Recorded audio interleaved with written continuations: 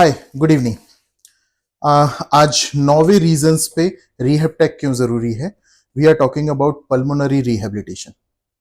सांस लेने में तकलीफ होना एक कॉमन सी प्रॉब्लम है, चाहे वो किसी के लिए एज की वजह से हो, चाहे किसी को क्रोनिक अस्थमा या सीओपीडी में कोई दूसरी प्रॉब्लम्स हो, एक सेडेंट्री लाइफस्टाइल हो, सीढ़ी चढ़ने से लेकर लंबी दूरी तक पैदल चलने में, सांस लेने में तकलीफ ऑन एन एवरेज हर चौथे पांचवें इंसान को मिलती है। अस्थमा से होने वाली जो डेथ्स हैं या लंग प्रॉब्लम से होने वाली जो डेथ्स हैं वो दूसरे नंबर पे आती हैं after cardiac arrest, MI.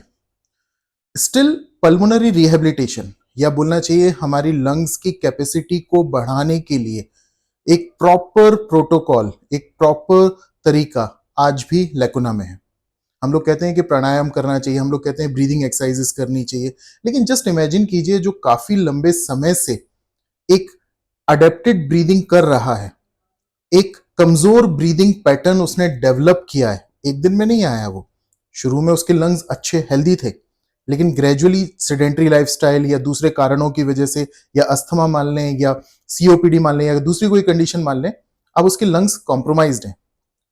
Proper muscles जो ब्रीदिंग मसल्स हैं वो प्रॉपर काम नहीं कर रही हैं, तो असेसरी मसल्स यानी जो दूसरी मसल्स हैं वो ज्यादा काम करने लगती हैं, क्योंकि सांस लेना तो जरूरी है।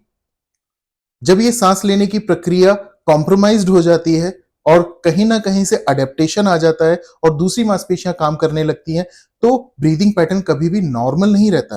कहने के लिए तो सांसें ले रहे हैं, जिंदा है, लेकिन कहीं ना कहीं पे ये ब्रीदिंग पैटर्न प्रॉब्लमेटिक है और लंग्स की कैपेसिटीज में असर किया हुआ है। अब आप बोल रहे हैं कि प्राणायाम कर लीजिए। प्राणायाम तो तब कर पाएंगे जब लंग्स और ब्रीदिंग पैटर्न को सुधार पाएंगे, और वो एकदम से नहीं आएगा, ग्रेजुअली आएगा। पल्मोनरी रिहेबिलिटेशन इंडिया में अभी भी एक अछूता पहलू है।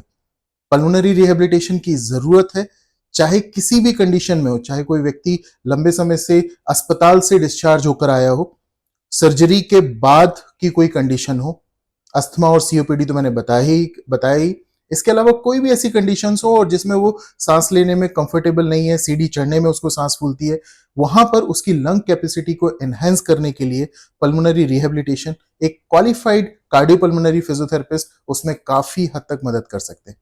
बहुत आसान है। सेंसर बेस्ड ऐसे इक्विपमेंट अवेलेबल हैं जिनसे ब्रीदिंग पैटर्न्स को ऑब्जर्व किया जा सकता है। वीडियो कॉल के माध्यम से एक क्वालिफाइड फिजियो आपकी जो प्रेजेंट कंडीशंस हैं, प्रेजेंट लंग्स की कैपेसिटीज है, उसको जज करके उसको एनहेंस करने के लिए प्रॉपर उपयुक्त एक्सरसाइजेस, ग्रेजुएटेड एक्सरसाइजेस बता सकते हैं। इन एक्टिविटीज को, इन एक्सरसाइजेस को लर्न करने के लिए शायद आपको क्लिनिक आने की जरूरत ही ना पड़े। आप अगर एक प्रॉपर गाइडेंस में हैं और वीडियो कॉल पे सेंसर बेस्ड इक्विपमेंट्स की मदद से अगर दूर बैठे बैठे भी अपनी लंग कैपेसिटीज को एनहेंस कर सकते हैं, तो आपकी इस एनहेंस लंग्स की वजह से जो दूसरी मेटाबॉलिक इश्यूज हैं या दूसरी हेल्थ कंडीशंस हैं, चाहे वो जनरलाइज स्टेमिना हो, चाहे दूर तक चलने की बात हो, सीढ़ियां चढ़ने की बात हो, मांसपेशियों में एनर्जी की बात हो, ये सारी की सारी चीजें और बेहतर हो सकती हैं। आपके हार्ट की कंडीशन बेहतर हो सकती है, क्योंकि प्राणवायु हमारे लंग से ही हमारे सारे टिश्यूज में जाता है। अगर लंग्स कॉम्प्रोमाइज्ड हैं तो वो पूरी बॉडी को कहीं ना कहीं से कॉम्प्रोमाइज करेगा। और रिहैब टेक एक सोल्यूशन है पल्मोनरी रिहेबिलिटेशन को हिंदुस्तान जैसी जगह में, जहां पे इतनी बड़ी पॉपुलेशन है जो दूर दूर तक फैली हुई है, एक रिमोट एरियाज में है, वहां पे आखिरी व्यक्ति तक पल्मोनरी रिहेबिलिटेशन या उनकी लंग कैपेसिटीज को एनहेंस करने का ऑप्शन देता है। बहुत आसानी से, बहुत सही तरीके से, सिर्फ दवाइयों पे अकेले ना निर्भर रहते हुए, सही एक्सरसाइजेस, सही सेंसर्स, सही फीडबैक, सही monitoring, rehab tech is a solution. Thank you very much.